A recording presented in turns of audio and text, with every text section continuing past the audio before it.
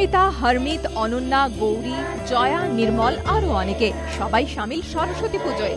এদের কাছে বাণী বন্দনা মানে নেহাত হই হুল্লোড় আর মজা নয়, ছোট থেকে শুরু হওয়া বেঁচে থাকার লড়াইয়ে আজ খানিকটা জিরিয়ে নেওয়ার দিন।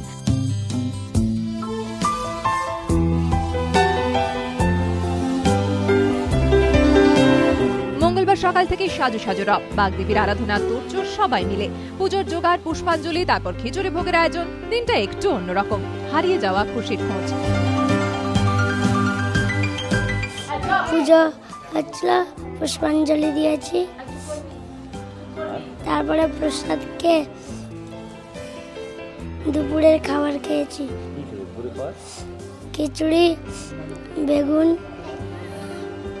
চাটনি, অনেক আনন্দ হচ্ছে। আত্মীয় পরিজনদের হারিয়ে মধুমিতা, নির্মলদের ঠিকানা পঞ্চশায়ের একটি অনাথ আশ্রম। সেখানে এদিন সরস্বতী পুজোর আয়োজন করে কর্তৃপক্ষ। সব হারানো মুখগুলিতে খুশির ঝিলিকে সামিল তারাও।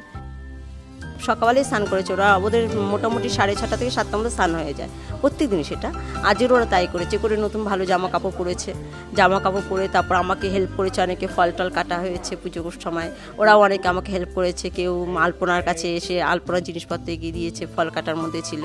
তারপরে কি বলবো, থালা প্রসাদ সব কিছু এগিয়ে দিয়েছে, অঞ্জলি দিয়েছে। ওরা খুব ভালোভাবে অঞ্জলি দিয়েছে। দেওয়ার পর ওদের প্রসাদ দেওয়া হয়েছে, ওরা প্রসাদ খেয়ে পুজো হয়েছে।